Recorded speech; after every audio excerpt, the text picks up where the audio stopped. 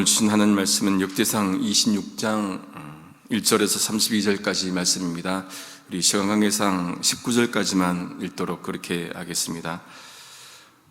문지기의 반차가 이러하니라. 고라 족속 아삽의 자손 중에 고레의 아들 무셀레마며 무셀레마의 아들들 맏아들 스가랴와 둘째 여디야엘과 셋째 스베다와 넷째 야드니엘과 다섯째 엘람과 여섯째 요하난과 일곱째 엘여호와의 내며 오베데돔의 아들들 맏아들 스마냐와 둘째 요사박과 셋째 요아와 넷째 사갈과 다섯째 느다넬과 여섯째 암밀과 일곱째 이사갈과 여덟째 보엘레데니. 이는 하나님이 오벳에돔에게 복을 주셨음이며 그 아들 스마야도 두 아들을 낳았으니 저희의 족속을 다스리는 자요 큰 용사라. 스마야의 아들들은 오드니와 르바엘과 오벳과 엘사밧이며 엘사밧의 형제 엘리후와 스마가는 능력이 있는 자니 이는 다 오벳에돔의 자손이라. 저희와 그 아들들과 그 형제들은 다 능력이 있어 그 직무를 잘하는 자니 오벳에돔에게서 난 자가 62명이며 또 무셀레마의 아들과 형제 18인은 능력이 있는 자며 무라리 자손 중 호사가 아들들이 있으니 그 장자는 시므리라. 시므리는 본래 맏아들이 아니나 그 아비가 장자를 삼았고 둘째는 힐기야요 셋째는 드발리야요 넷째는 스가랴니 호사의 아들과 형제가 13인이더라. 이상은 다 문지기의 반장으로서 그 형제처럼 직임을 얻어 여호와의 전에서 섬기는 자라. 강문을 지키기 위하여 그 종족을 따라 무론대수하고 다 제비 뽑혔으니 셀레마는 동방에 당첨되었고 그 아들 스가랴는 명철한 의사라. 저를 위하여 제비 뽑으니 북방에 당첨되었고 오베데돔은 남방에 당첨되었고 그 아들들은 곡간에 당첨되었으며 숫빔과 호사는 서방에 당첨되어 큰 길로 통한 살레겟 문 곁에 있어 서로 대하여 파수하였으니 동방에 레위 사람이 6이요 북방에 매일 4사람이요 남방에 매일 4사람이요 곡간에는 둘씩이며 낭실 서편 큰 길에 4사람이요 낭실에 2사람이 있으니 2사람이니 함께 읽겠습니다. 고라와 무라리 자손의 문지기의 반차가 이러하였더라. 아멘. 역대상 24장에서는 제사장 역할들을 이제 소개했고 25장 어제 말씀에서는 찬송하는 일을 이제 언급을 했습니다. 오늘 역대상 26장 말씀은 성전 문지기 그리고 재물 관리자, 관원, 재판관 그런 직무를 다루고 있습니다.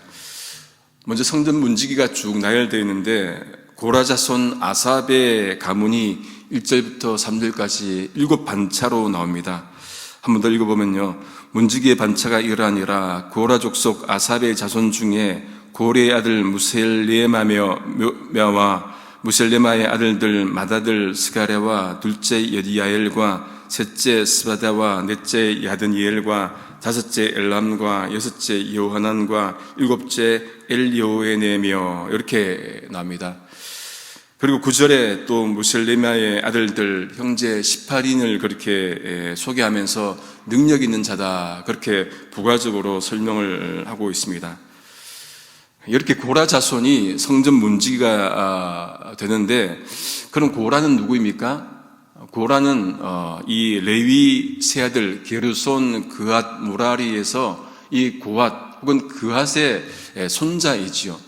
그앗의 아들들이 누굽니까? 그앗의 아들들이 아므람, 그 다음에 이스라엘, 헤브론, 우시엘 이렇게 이제 넷이 되는데 아므람의 아들은 우리가 잘 아는 대로 아론과 모세이고 그앗의 이제 아들이 바로 이스라엘의 아들이 고라입니다.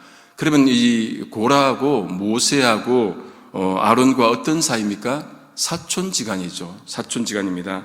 그런데 민수기 16장에 보면은 이 고라가 다단과 아비란과 온과 250명 지휘관을 모아서는 어떻게 합니까? 이 모세와 아론을 대적하지요.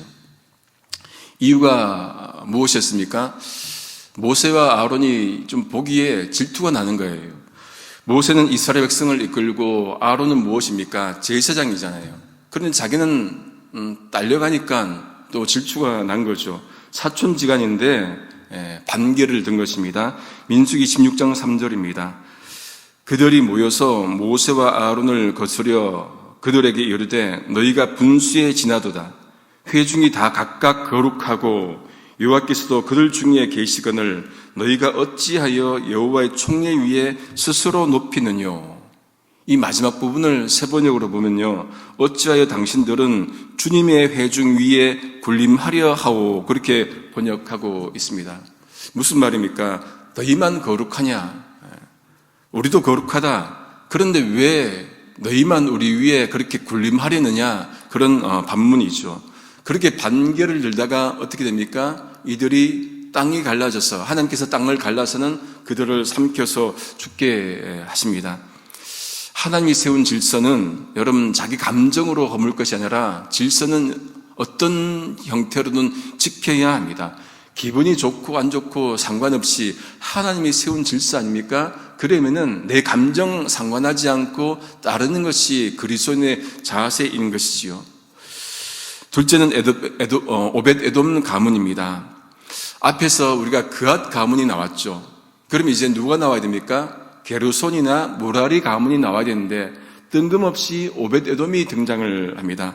이제 10절에 가면은 무라리 가문이 나오고 이제 게르손 가문은 이 성전 문지기에서는 나오지 않아요. 이제 21절에 가면은 성전 곡간을 맡을 때 이 게르손 가문이 등장을 합니다. 저자는 오벳 에돔 아들을 8명으로 소개를 그렇게 또 합니다. 그렇게 소개하면서 덧붙이는 말씀이 있습니다. 이 5절 하반절에 보시면은 이는 하나님이 오벳 에돔에게 복을 주셨으며, 여러분 물질의 복만이 복이 아니고 이 자손의 복도 복이라고 지금 말씀을 하고 있습니다. 그러니 우리가 자녀들이 우리에게 있다는 것도 복이고 그 자녀들이 하나님 안에서 살아가는 것이 더 큰 복이겠죠. 그런데 왜 갑자기 오벳 에돔의 복을 언급할까요? 떠오르는 사건이 있습니다. 다윗이 하나님 궤를 이제 다윗성으로 옮겨올 때 이제 우사가 하나님 궤를 수레에 싣고 오시오. 그런데 소가 날뛰자 그 궤가 떨어지는 것을 막기 위해서 손으로 잡습니다. 어떻게 됩니까? 즉사하지요.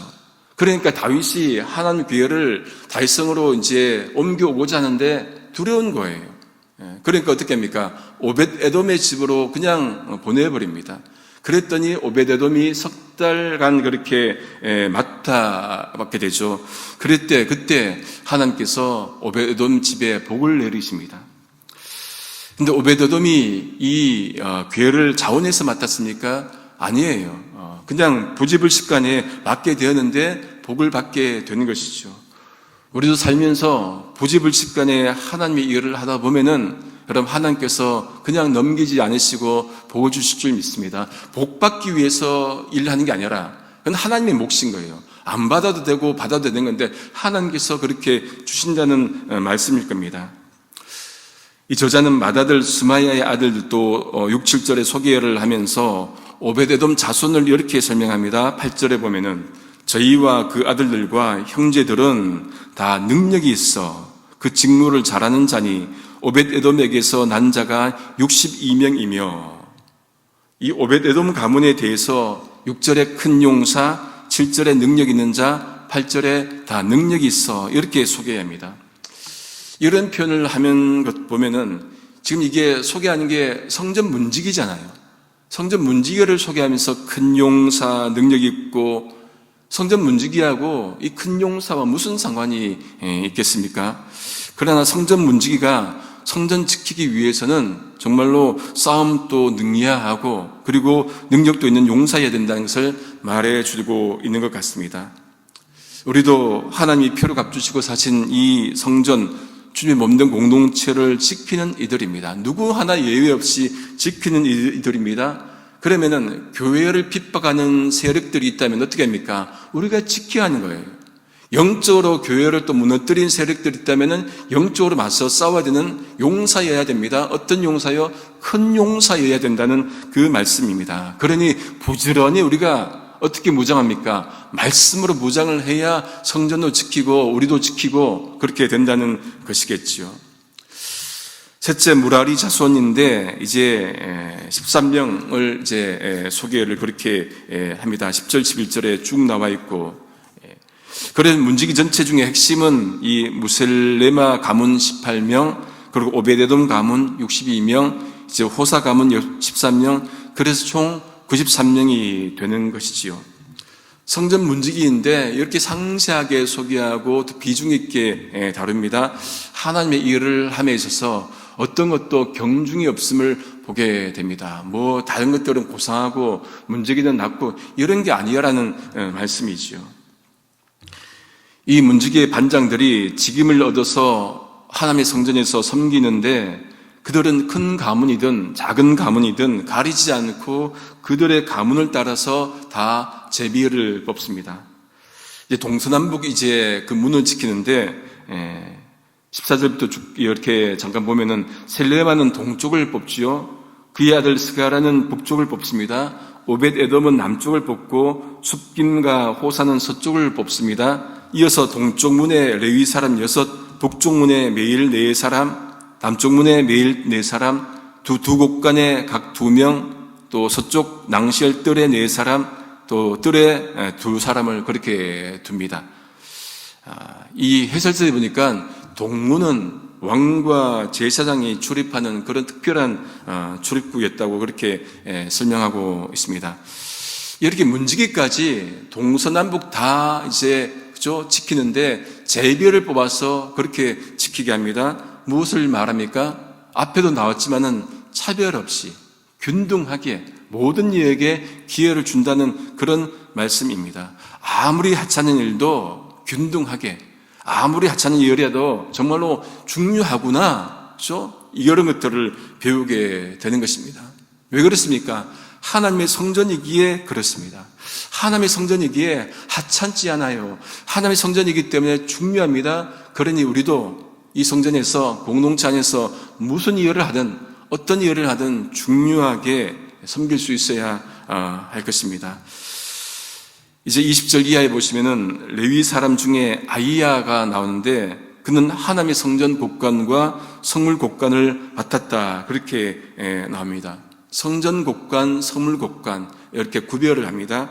성전 곡관은 재정 창고예요.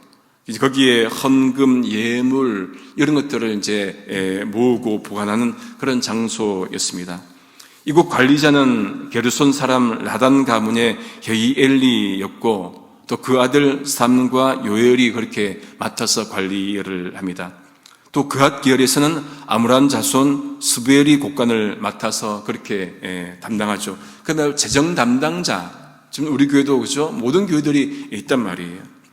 그리고 이제 성물 곡관이 나오는데 슬로목과 그 형제가 그 성물 곡관을 맡았습니다. 이 성물 곡관은 무엇입니까? 27절에 보니까 다윗 왕과 가문의 그 우두머리, 족장, 천부장, 백부장, 군대의 모든 지휘관이 구별하여서 드린 성물을 모아둔 곳입니다.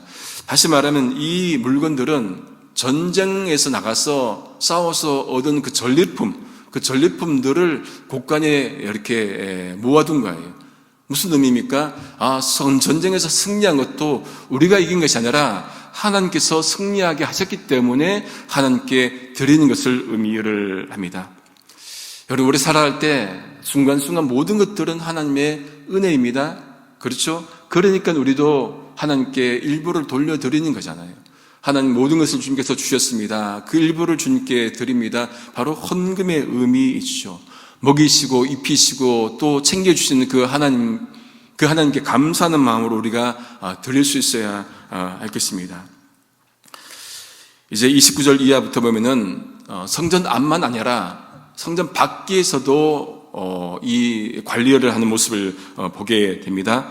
이 일은 그앗 계열인 이스라엘 자손과 헤브론 자손이 이제 맡아서 합니다. 29절입니다. 이스라엘 자손 중에 그나냐와 그 아들들은 이스라엘 바깥 일을 다스리는 유사와 재판관이 되었고, 여러분 성전 밖 일도 하나님이 보시기에 거룩한 일입니다. 성전 안만 거룩한 게 아니라 성전 밖도 거룩한 곳이라는 그 말씀인 것이죠. 그러니 우리도 어떻게 해야 합니까? 일상에서 무엇을 하든 거룩하게 행해야 할 것입니다. 우리 삶 가운데 거룩한 삶을 살아야 한다는 것이지요. 그래서 헤브론 자손 중에도 하사바와 1700명 이제 그 용사들이 서쪽에서 관리를 합니다. 요단 서쪽에서. 그리고 이제 요단 동쪽은 누가 관리합니까? 다윗이 통치한 지 40년이 되던 해 헤브론의 족보와 가문을 따라서 길랏 야셀에서 용사 2700명을 뽑아서 요단 동쪽을 관리하죠. 다윗 왕이 그들로 어떻게 합니까? 르벤, 갓, 므낫세 반지파 어디입니까? 요단 동쪽이에요. 그렇죠? 요단 동쪽 그 지파의 땅도 관리하게 그렇게 둡니다. 이 요단 동편과 서편을 이렇게 관리하게 하면서 공통된 표현이 두 번 등장해 나옵니다. 30절과 32절에 보시면은 먼저 30절 하반절입니다. 여호와의 모든 일과 왕을 섬기는 직임을 맡았으며 32절 하나님의 모든 일과 왕의 일을 다스리게 하였더라. 그러니까 이들은 지금 뭘 하는 거예요? 하나님의 일도 하고 왕의 일도 섬기는 것을 보게 됩니다. 하나님의 일을 하는 것은 레위인으로서 가지는 종교적인 그런 사명이지요. 그리고 동시에 왕의 일을 하는 것은 나라를 다스리는 백성으로서 돕는 그 역할을 말하고 있습니다. 그러니 성전 안에서 뿐만 아니라 성전 밖에서도 하나님의 사람으로 그렇게 섬긴다는 것을 보게 됩니다. 이것이야말로 올해 우리 교회 표현 뭡니까? 내가 선 곳 거룩한 땅과 딱 들어맞는 그 말씀입니다.